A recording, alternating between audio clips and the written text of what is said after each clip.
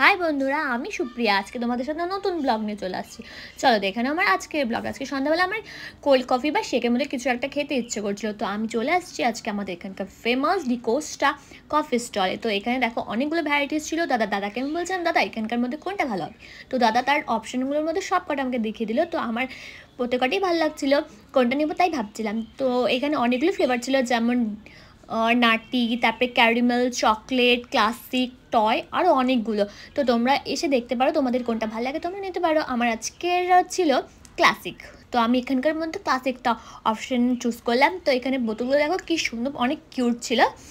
আর দেখো এখানের অনেকগুলো মেনু ছিল, তো আমি সেটা নেক্সট টাইম ট্রাই করব।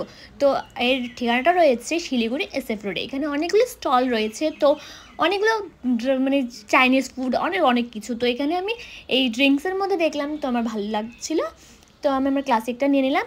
তো তোমরা যারা আমার ব্লগ দেখো অবশ্যই লাইক, শেয়ার, কমেন্ট করবে, আর তোমার যে আপনজন আছে সবাইকে শেয়ার করবে। আজকের মতো ব্লগটা এখানে টাটা।